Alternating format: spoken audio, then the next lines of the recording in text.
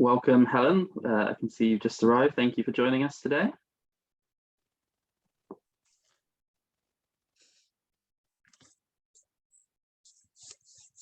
Also joined by Margaret. Hi, Margaret. Thanks for joining us this morning.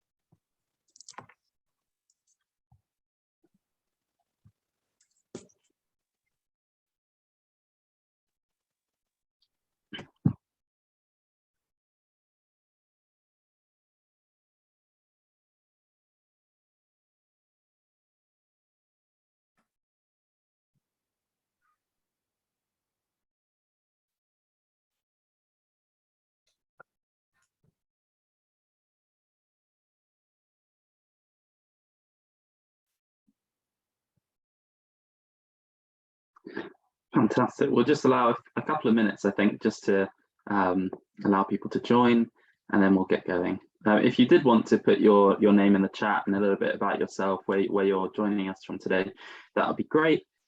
There's also a little to box. If you tick everyone, then other attendees will also be able to see who you are and where you're joining us from today.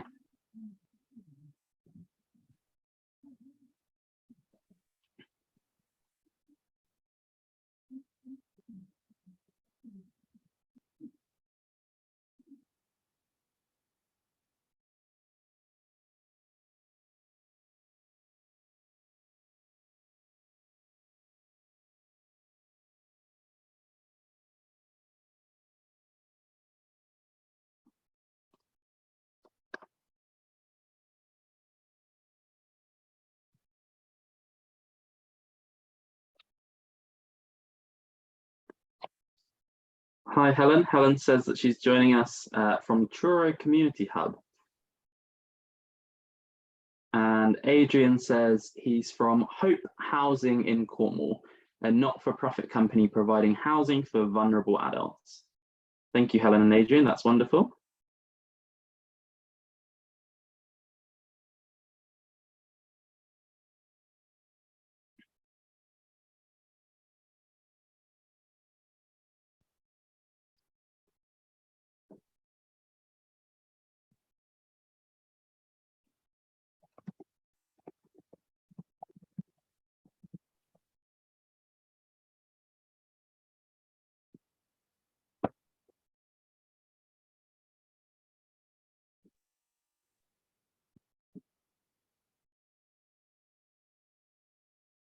And we've got Margaret from St Swithin's Church in Launcesles. Hi, Margaret. Thank you for being with us this morning. Okay, well, I think we'll get going, and then if others join us, they can do as we start the morning. So good morning to everybody. I'm Rebecca, and I work for the Diocese of Truro, and part of my role is to support churches with funding bids, which you can imagine we have quite a few of. So welcome to today's session, which is a webinar entitled, How Can Your Local Supermarket Help You? This is the second in our series of Meet the Funder workshops. And the Meet the Funders programme is a partnership between Transformation Cornwall and the Diocese of Truro. We're delighted to be joined today by Elizabeth from Tesco and Erin from Morrisons. So just to give you a very quick overview of how the session will work. Firstly, you should be able to see us, but we can't see you. If you have any questions during the sessions, please do pop them into the chat. And at the end of each presentation, we will allow a short time for question and answers. For the last 20 minutes or so, we will have some time for online networking, whereby if you'd like to stay, we will make each of you panelists and you can have a couple of minutes to introduce yourselves and your project and to ask any general funding questions you may have. We will be recording the first part of the webinar, including the presentations, but the questions and answers part at the end we won't be recording. So without further ado, it's great to be able to introduce Elizabeth to you from Tesco. Elizabeth Hodgson is the community enabler with Groundwork South, which is the organisation responsible for administering community grants on behalf of Tesco. Thank you, Elizabeth. You are still just muted at the moment, Elizabeth. There we go. Right, hello. As Rebecca just said, I'm the community enabler for Groundwork, and I'm just going to run through a little bit about what we do. I'm just going to share my screen, so bear with me a sec.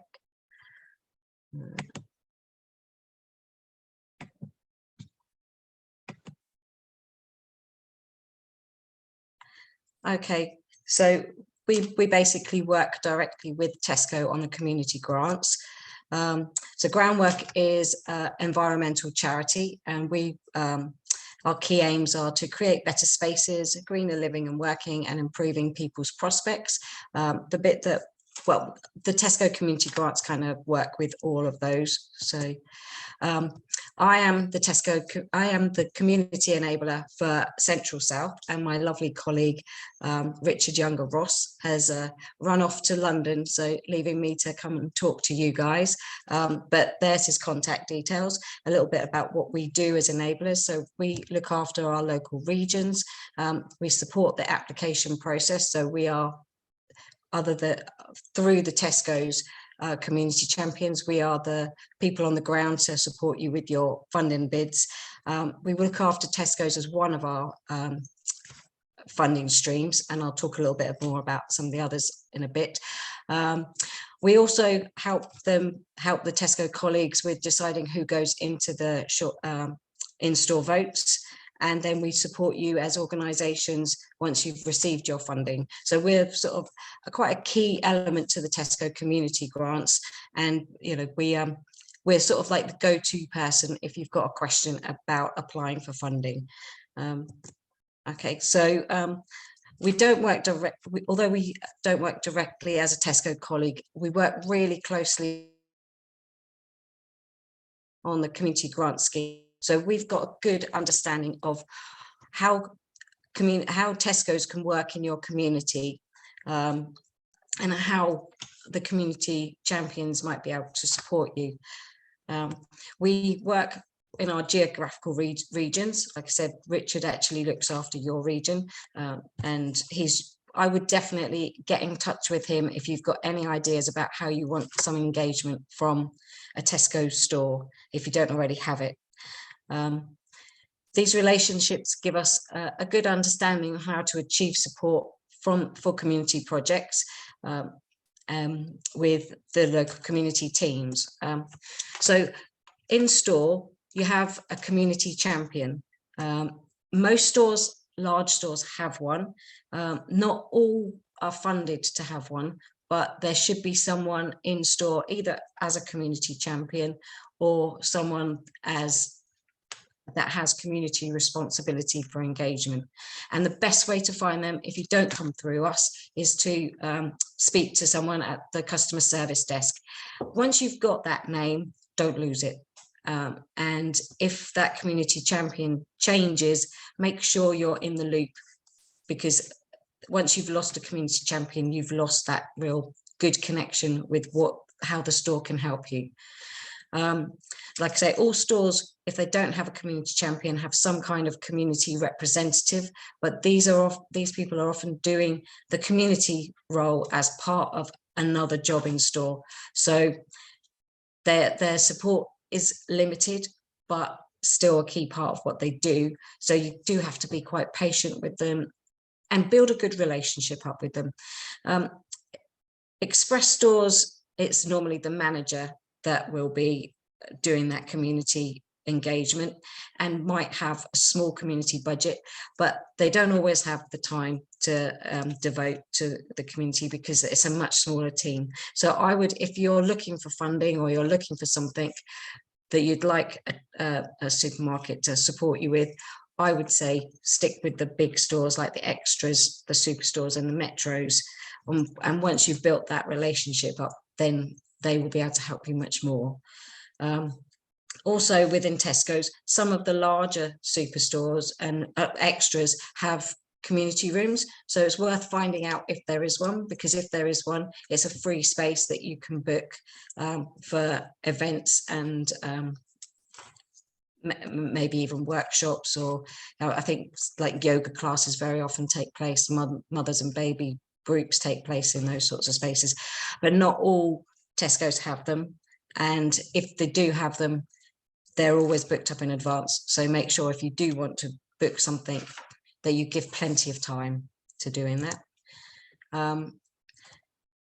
Most large stores, the community champion or community representative will have a small community budget for things like raffle prizes and donations, for like events and like refreshments and those sorts of things. If you're looking for these sorts of things, you need to have built up a good relationship with the community champion or community representative before even asking, because their budget's not big and their demands are very high. So once they know you and they know what you do, there's more chance of them being able to help you. Another thing that some stores are able to offer is in-kind donations for things like seeds for gardening projects, pens and papers for educational projects, toiletries for homeless projects, and kitchen items for things like a community cafe. These very often are items that have come off the stock list, so no longer able for the store to sell. So they only come up when they're available. So again, it's about being in with your community champion. So if those opportunities come up, they know what you're looking for and they can maybe offer those to you. They're, like I say, they're few and far between, but if you know your community champion and she knows or he knows your project, there's a chance that you could be in the running for some of those items, so long as they can see a real community benefit from what you're doing. Another thing that they do in the stores are collections. So you go in and raise funding. This is down to the store manager as to whether they are able to do that, and very often that's dictated by the space in front of house and what promotions they've got going on at the time. So you do have to think about that when you're deciding on timing for maybe a collection event. And you can't just ask the community champion or the store manager if you can come in next Saturday. You have to go through a complete booking process with Tesco's. And I think the name of the company that you have to do that through is N2O. Again, your community champion will be able to give you all those details on how to do that. They also allow bag packing. Again, this is down to the community champion and the store manager and what they've got going on at the time. So you need to, you need to be well aware of timing. So there's no point in saying you've got a fete next week and you need some funding, can you come and raise it? You need to have booked at least 6 months in advance so that you're giving everyone plenty of time and they can fit you into their calendar. There's also quite a few rules around collections. So a lot of it's to do with GDPR. You're not allowed to collect any of any customer details or collect bank details. So it's purely for raising awareness for your organization and bucket collections if that's allowed within the store at that time.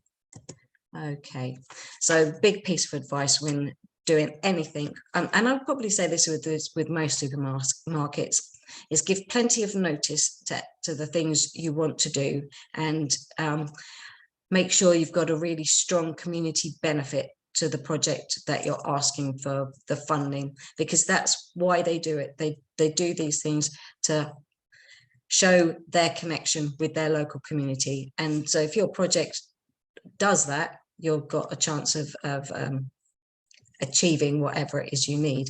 If your project doesn't, they've got no reason to support you. So that's definitely something that makes you a strong contender for their support.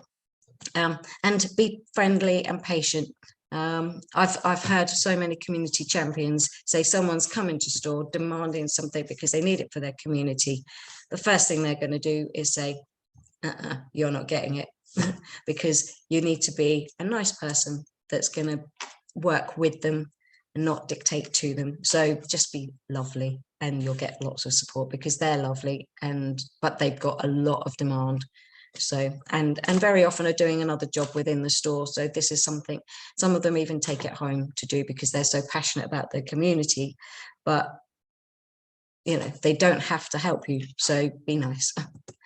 Okay, so the community grants, which is the biggest part of what Tesco do for the community, are funded awards that you apply for through an application process.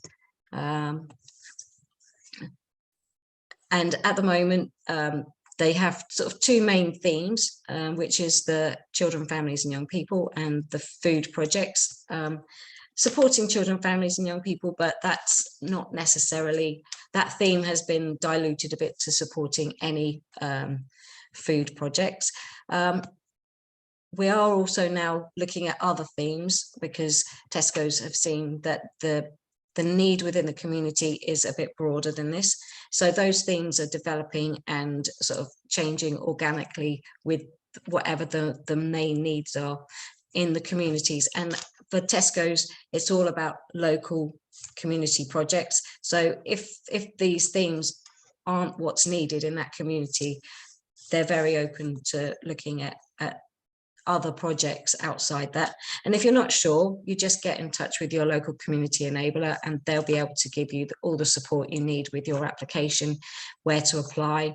With the Tesco community grants, they're all very local to the community. So the whole country is divided up into regions. So each application is for the region that you're applying in.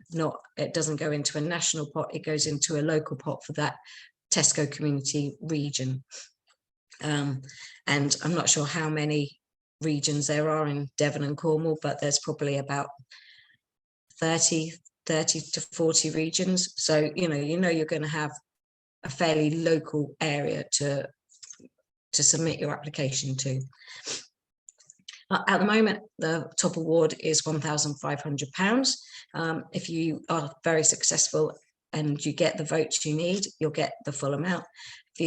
So long as you've applied for £1,500, you get up to that. So if you've only applied for £500 and you win the top award, you'll get £500. So I always suggest apply for the full 1,500 and hope that you win the amount that you need for your project. And then the second award is up to £1,000, and the third prize is £500, which is still a pretty good amount of money to run a project. If you know your community champion, sometimes they can nominate you to go into a voting round, but you have to really know them, because it is a process that's down to them. So, you know, another reason to really build strong relationships up with your community champion. This is a list of just the projects that are eligible to apply. I won't run through it, but the information will be sent out from this presentation anyway. And then these are the projects that can apply. So voluntary and community organisations, charities, health bodies, parish and town councils, social enterprises, community interest companies, schools and academies, hospices, local authorities, housing organisations and other not-for-profit organisations. It's quite a good list, and very often some of these organisations can't apply for most funding, so they've been as broad as they can to support as many organisations in the community as possible. All organisations need to have 2 signatories on their bank account and have been registered for at least 2 years, unless they're a charity. This is just a quick overview on how to apply. So initially you go to the eligibility checker on the website. You complete that. If you're successful in completing that, you'll be given access to the application portal.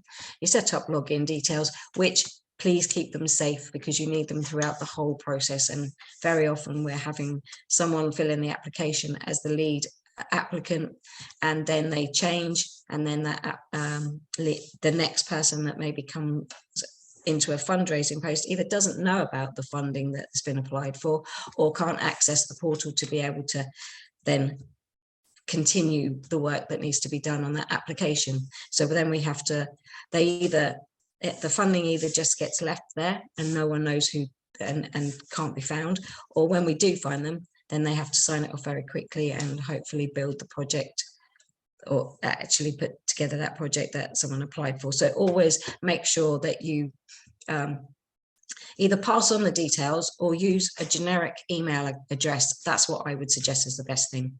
So an organizational email address so that everyone has access to it, because that's the only way you'll find out if you're going to be in an in-store vote, if there's any information needed from our grants team. So that's the best way to do that. Our support is invaluable, especially to smaller grassroots organisations that normally use a volunteer to apply for funding. So if your organisation doesn't have a fundraiser, then I would suggest then getting in touch with your local community enabler, and because we can really give you that extra bit of support on how to apply, and even look through your application before you submit it so that we can give you that extra bit of support. You should receive a confirmation email after you've submitted. If you find that you don't, again, get in touch with your local community enabler and we can check what's happened. Very often it's sometimes people haven't actually pressed the submit button. So yeah, that we're here for that support. So this is what the grants page looks like. You go to the grants page and then press apply for a grant, and then you fill in the question 3, which is the eligibility checker.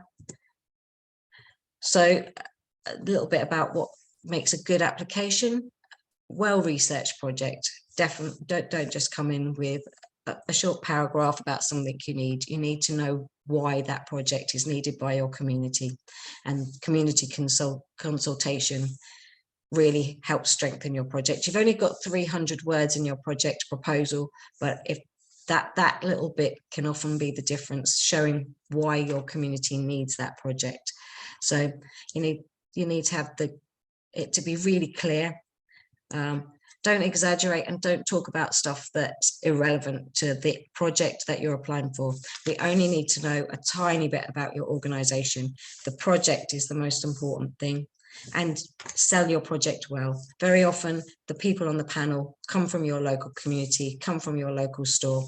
So they want to see how your project will support the community they live in and are supporting. And be passionate, but not over passionate. Don't be fluffy. Say what you want and how it's going to support your community, and that will sell your project well. And like I say, you've only got 300 words to do it, so you need to make best use of every single word. Okay, so this is the process. So you submit your application form. It goes to our assessment team. Then if you're lucky enough, you get to a shortlisting panel. In some regions that will happen quicker than others. I know in my regions, if you apply in pool, you're looking at your application not even getting to shortlisting until probably 2025 with a new application. In others, like lower application regions, you could be in the October, November, December round this year. It depends on the region that you apply in and the amount of applications that are in that region at the time you apply. So like I say, everything is very regional and everything depends on the region where you apply. I think Plymouth is probably a really high application region, where maybe Launceston down in Cornwall might not be so high in application numbers. Like I say, not my patch, so I can't give too much like detail, but Richard, as your first point of call, will be able to tell you exactly where things are at with the application numbers if you get in touch with him. Then once your project has gone through the shortlisting and you've been selected, you go into the in-store vote, and the 3 projects for that region will be in however many Tesco stores are in that region, and that's all the express stores and the larger stores as well. And everyone can vote 1 token per transaction. And I would definitely stress that, because we've had problems with organisations almost encouraging their supporters to go and pick handfuls of tokens up. That's actually fraud. So I definitely suggest don't do that. Just tell people to go and do their shopping and collect one token and support you. And just be really clear that that's the right process. Because we don't want people getting disqualified after they've spent all that time getting to that point. So then after the voting ends, and that's 4 times a year, the current one ends in September. So the people that are in this current round should know and get their funding by sort of mid-November. It's normally, I always say, allow 6 to 8 weeks, because it's a national project. So there's a lot of application, a lot of voting that needs to be pulled together, and then it's all set out at the same time. And then once you know what you've won, you have to then agree your funding and then send your bank account details. And then after you've received your funding, you've got 12 months to complete your project. And if your project is going to take longer than that, you won't have got to this far, because part of the eligibility checker asks that question. So when you're submitting your eligibility checker, make sure your project will complete within 12 months. And if you're not sure about anything, just go back to your community enabler. Okay, so that's all about the Tesco community grants. I'll just quickly tell you about a couple of other grants that we do. So we also look after the Comic Relief Community Fund, which is funds for smaller organisations that have a turnover of less than 250,000, and that's for funding up to 10,000, of which 1,000 of that is a capacity building grant for your organisation to be able to deliver the project that you're applying for.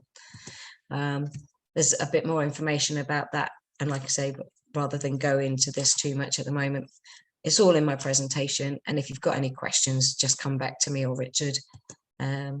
Where are we? And then that's a bit about the delivery part. We also look after the one-stop community partnerships. So I'm not sure how many one-stop shops are down in Devon and Cornwall, but that this is a nice little bit of funding that is more about partnerships. So you will, if you do look into this, you need to build up a relationship with your one-stop shop, and because you have to work quite closely with them as a partner. And then that, again, the same process. I would also suggest signing up to the Groundwork mailing list, because then it will tell you about any new funding that we've got, any updates to the funding that we're currently running. And then that's my contact details and Richard's, so that you know how to find us. Okay, I think that's everything. Fantastic. Thank you so much, Elizabeth, for a really informative presentation. We're just going to have about 5 or 6 minutes now as a little bit of time for Q&A. So if people that are kind of watching the webinar, if you'd like to put any and all questions either in the chat box or the dedicated Q&A button below, we'll put those to Elizabeth, who I'm sure will be more than happy to answer. I guess the first question from me as kind of people start formulating their thoughts would be, what's the process for repeat applications? Is this a once and done kind of thing of Tesco particularly, or is there a kind of, can you reapply? A lot does depend on the Tesco region that you're applying in. If it's a small region that hasn't got high application numbers, so long as you've signed off your previous project, there is a chance. I mean, it's not set in stone, because it's sometimes things change, but there is more chance in a small application number region that if you've signed off your project and you've got a new project, you could reapply and be successful. But if you've got a live project, there's no point in reapplying, because you'll either be disqualified or rejected, or you'll go on hold until your project's signed off. But this is one of the things that is the reason why maintaining that contact with your portal is so important, because this is something that happens a lot, is someone sets up a project, then they can't get back into their application portal, and then they can't sign off the project. So they've got a live application and then they can't apply, but no one knows that there's a live application. So that's part of that process. Yeah, so it sounds like for a lot of these things, it's about building a really good relationship with kind of the community champion, because they're kind of the point of call, aren't they, that can kind of guide and kind of help out throughout the process? Well, they're the local people in the store. Yeah. So they're the initial contact. Then when it comes to actually having applied for the funding or wanting to apply, then it's your Tesco, then it's your community enabler from groundwork. So between, but we both work really closely together. So if you go into your store and you say you're interested in applying to a community grant, then they'll take your contact details, pass them on to me, or give them my contact details.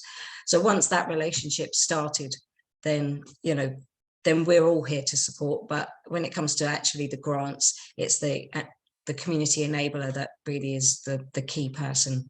Of course, yeah. It doesn't look like we've had any questions in the chat, which just must mean that your presentation was so thorough, Elizabeth.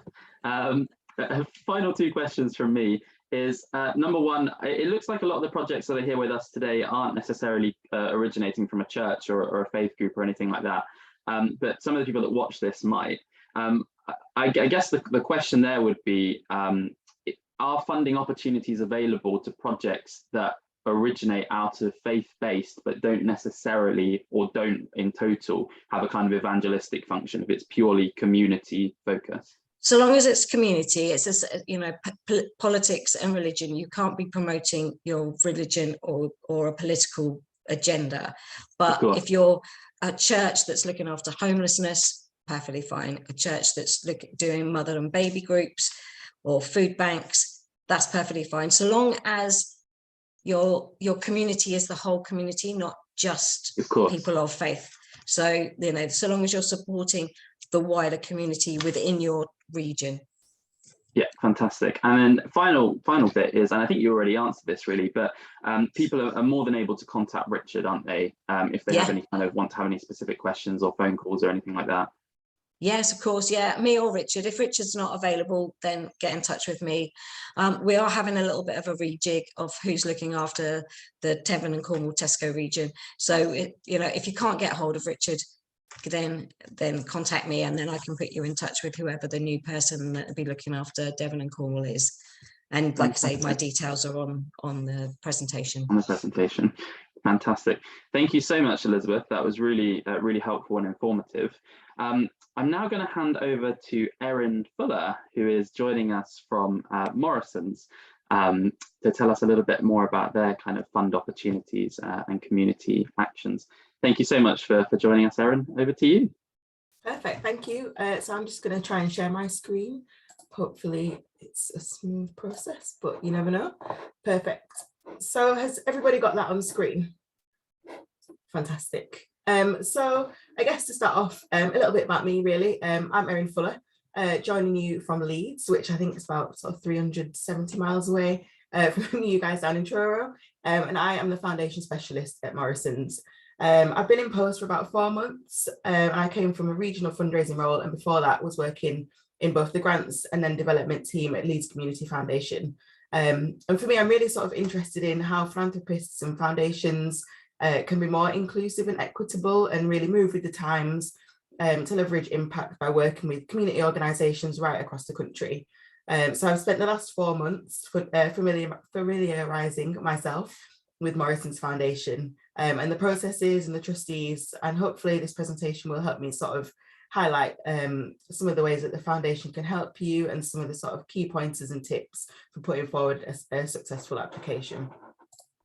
So a little bit about Morrisons Foundation. Morrisons Foundation is one of the strands of Morrisons, the supermarket's charity and community work, and really focuses on sort of the smaller local level charity engagement, which complements some of the other sort of national partnerships that we have with charities like Marie Curie, Royal British Legion, and then some of the ones that kind of arise as and when.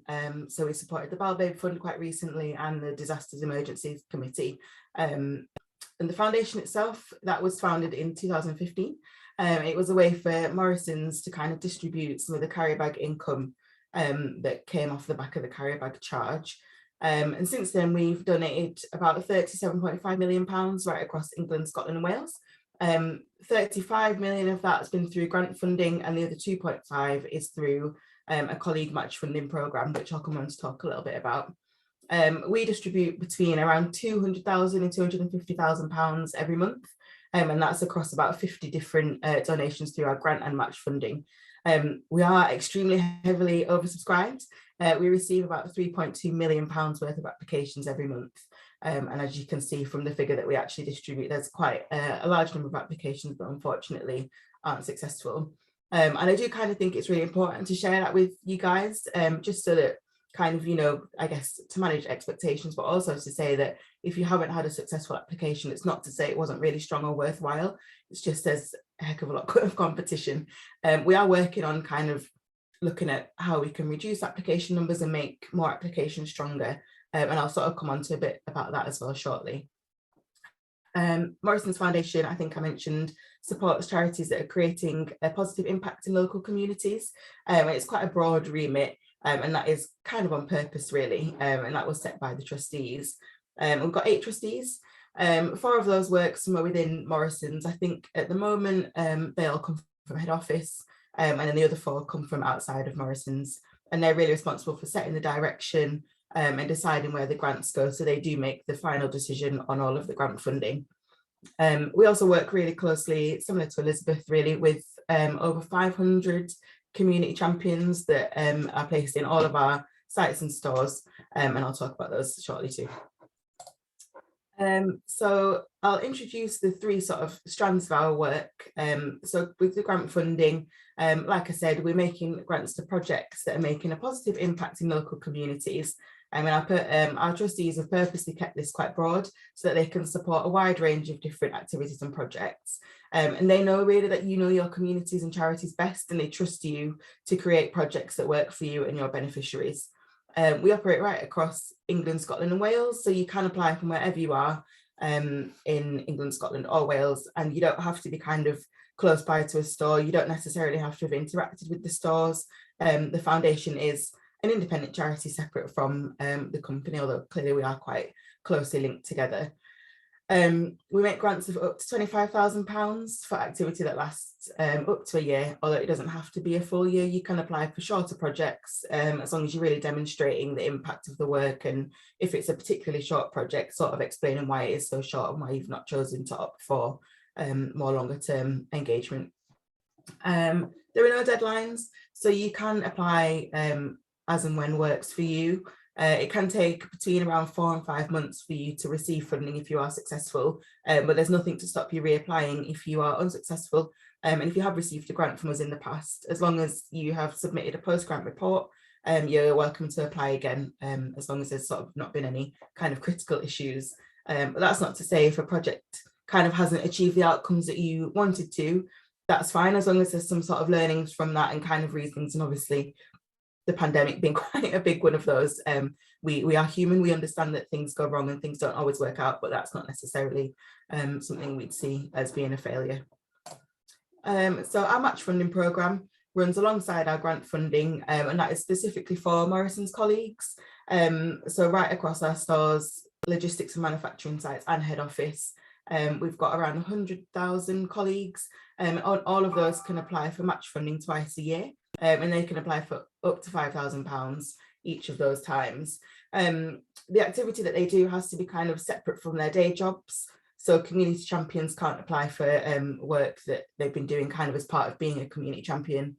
But we also allow immediate relatives of colleagues to apply. So if you are an immediate relative of a colleague, you can ask them to apply for match funding on your behalf. And if you know any colleagues, you can also ask them to kind of fundraise for you and your charity through skydives, treks, hikes, things like that, and we can pay your charity. As it says there, it's unsolicited and unrestricted, so we don't kind of attach any strings onto this type of funding, although it must be made to a charity, and only colleagues can actually submit the application. But like I said, we do support immediate relatives fundraising efforts. And lastly, community champions. So as well as the grant funding and match funding, we also have community champions who operate in each one of our stores and sites. They are kind of dedicated community champions that have ring-fenced time and resources to do that part of the job. It was at one point sort of tagged on to the day job, but when you've got a busy store to run, and lots of people coming through checkouts, or lots of pallets to distribute from any of our sites, it can be quite difficult, I think, to do some of that community work on top of all of that. Our champions really play a crucial role in connecting our stores, sites and head office with surrounding communities, and that is something that's really important both to Morrisons and to us as the foundation. And we don't it's not mandated in our criteria, and we don't make decisions based on it, but we do really encourage applicants to engage and connect with their local community champions, because they can really support your application, and it helps the champions build a picture of their local area as well. And the more they get out and get to meet different charities, the more they can help to find solutions, connect people together, and really do their jobs to the best of their abilities. And community champions really can help connect you with other organisations. They can provide tangible items and support for events and projects like raffle prizes, refreshments from different groups, and they provide a direct route into our team and the rest of the head office. So I'm just going to touch back really on the grant funding programme, and hopefully try and give a few sort of hints and tips to give you the best chance of submitting a successful application. And as I mentioned, we do have a very broad remit. It's not specific, we don't have specific themes or pathways in our funding, and that is really fantastic. It means we can support a lot of different types of activities, types of charities, and right across all the different regions and locations. But it does bring challenges. It means that there aren't as many tangible reasons for rejection or activities that we rule out immediately. But really, my number one top tip definitely is to read and understand the criteria. The criteria is available on our website. It is slightly hidden. So it's right down in the footer of the website where nobody goes, and there's always just the boring legal bits there. But it is down there, highlighted in yellow, and it's the grant funding policy for this particular stream. We do get a lot of applications that don't meet the criteria or don't pass our due diligence requirements, and we just can't fund them. We don't really make exceptions very often. The funding is at the discretion of trustees, but in the interest of equity and fairness, we try not to bend the rules too often. So I guess to run through some of the common rejection reasons, we get a lot of applications that don't pass the due diligence, and we reject about 50% of applications because they haven't passed. The number one reason being that the applicants either aren't registered charities or haven't submitted documentation on time. So we ask that all applicants are registered either with the Charity Commission for England and Wales or the Scottish Charity Register, or both. And we require them to be registered for at least a year and have a set of accounts uploaded onto either of those systems. We also ask that the accounts and documentation that's uploaded has been uploaded on time, and it does say on the website, on either of those websites, whether it was on time or late. And we also look to make sure that it hasn't been qualified. And I think I've sort of read some things around grant making, and it sort of talks around how people submitting to particularly the Charity Commission, when they're asked about are the accounts qualified, that's being perceived as being, have they been signed off? Is it all good? Whereas actually what it means is, have the auditors had to check back on anything? Have they been unsure or had to question anything as part of that process? So I guess just a tip really to make sure that you're ticking the box correctly, because I know it's not just us that do exclude grantees for that reason. We'd hate to be excluding anyone when actually they've just ticked the box by accident. So some of the reasons why charities aren't funded is pretty much just not meeting the criteria. So that means applying to part fund a project. At Morrisons Foundation, we really look to wholly fund a project, and the application form does ask for the total project cost. So when we receive the amount that you're applying for, and we look at that against the total project cost, we can clearly see whether you've applied for the full project cost. And if it's clear that you haven't done, then you're automatically ineligible with that application. And secondly, applying to cover salaries, utilities or admin, including items like phones, laptops and office furniture, all of those things are ineligible. We don't fund projects, and this relates to your question, Daniel, to Elizabeth, around cultural, religious, racial or political messaging. where projects are run by religious organisations, we really look for explicit confirmation in the application that the work won't be kind of putting forward any of those messages and that it is open to everyone. And especially if there are exclusions or priority given to certain groups, it needs to be clear why. So for example, cultural nuances or political disadvantage or need that arises due to race, culture or religion, such as health disparities or language barriers. And then lastly, I think we receive a very high number of applications that either don't have or have a very difficult to understand budget. So although you can choose how to spend your grant, we do like to see that you've costed up items and thought through the budget to ensure value for money and reasonable costs. We appreciate that sometimes it's not possible to apply that exact cost, particularly at the moment with the cost of things changing so frequently. But we do ask that you provide some sort of realistic estimates, just so we can see that as well. And it's really key that the budget's clear and concise and relates to the project that you're applying for, whilst being quite specific. And if you're applying to renovate, for example, a community hub, we'd like to see a clear demonstration of how the request roughly breaks down, rather than sort of just saying it's for a community hub renovation, because obviously that's going to have a number of different costs attached to it.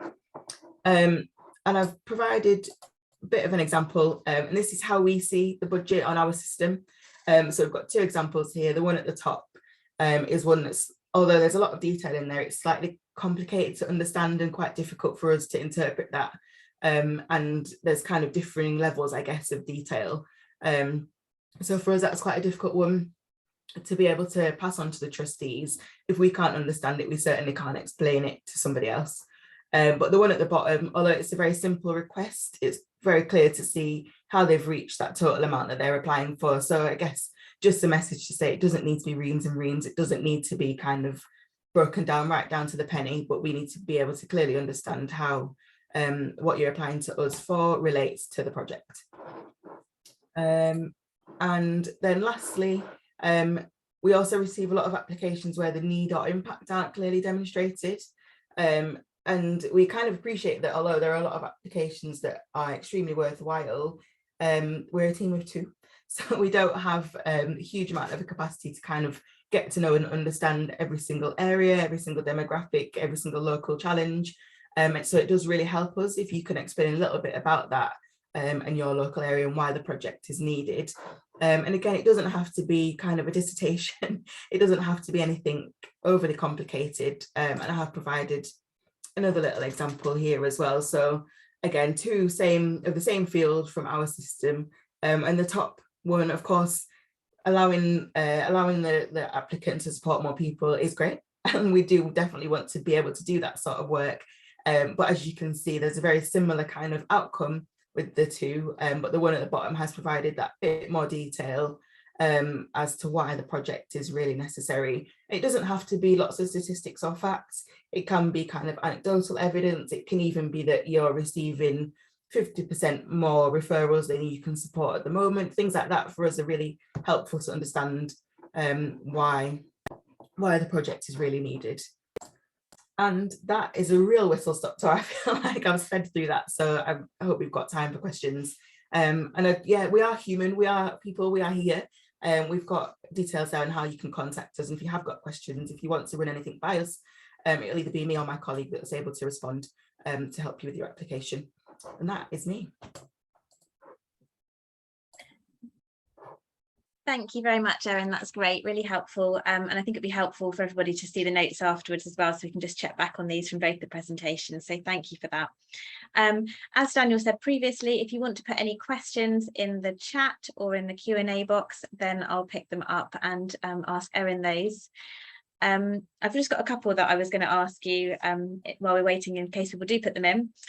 The first one was, you said that there are no deadlines. This is a bit of a cheeky one, I think, but and you can apply when it suits you. But I just wonder whether there are particular times in the year when it's quieter and people might have a better chance of success if they apply at those times. I'd like to say yes, but because of the amount of applications that we do get and the kind of the number that we do have to reject, there's not really a better time of the month to apply. And because we do run very much on a monthly basis, so our months are in 4-week blocks. So it really is quite a fast turnaround in terms of receiving an application and it getting sent off to trustees. So it kind of is, yeah, as open as you need it to be, really. Sure, brilliant, thank you. There's one in the chat box now from Alison. She said, how often can you apply and can you have more than one project running at once? So you can apply as many times as you're unsuccessful really, if you don't receive funding. But if you have got a project going with us, you do have to wait until that one's out of the way and you've completed the post-grant report before applying for another one. Okay, thank you. Helen's mentioned, do you need to have a Morrisons store nearby? You don't need to have a store nearby. It's open to anyone, and we are independent from the store, so we don't kind of force anyone to go into stores. We don't make sure that you're buying supplies from our stores or anything like that. It does help to engage with community champions if you've got need for other things, but no, you don't need to be near a store, and we don't pass that information on to the trustees. We do kind of keep it ourselves just to kind of look and monitor where our grants are going, but it's not part of the decision process. Okay, thank you. Another question I had was the community champions. I know in the groundworks when they mentioned about a really long lead time for getting those tangible items for events and projects and giving as much notice as possible. Is that the same with you, or is there a particular period of lead time that people would need to access tangible items for events? It really depends again, unfortunately, on each community champion and kind of the activities that they're already involved with. Some things can be a real fast turnaround. We do kind of, when items are like wasted in stores, so aren't able to be sold anymore, they can be given off to food banks and things. So that can be really fast, because obviously we don't want fresh fruit and things sitting around for 6 months before they can get distributed. But other things, if it is raffle prizes and things like that, the more notice they get, the better. But I wouldn't let that put you off reaching out and engaging with your champion. And similar to what Elizabeth said, the more contact you have with them, the more they know you, the more they're able to be reactive and responsive to what they've got to offer as well, and can reach out to you once that relationship's been established. Wonderful. Well, thank you very much, and thank you for joining us. Really helpful to find out a bit more about the funding streams, and it's interesting to know they are quite different. Actually, there are differences between them, and you kind of sometimes assume, I think, that all the supermarket ones are quite similar, but there are differences there. So thank you very much. I hope you found that helpful so far. I'm going to hand back over to Daniel now, because we're going to give you the opportunity, if you'd like to do a little bit of online networking, and this bit won't be recorded, but I'll hand back to Daniel, who's going to introduce that. Thank you. Yeah, let me just pause the recording.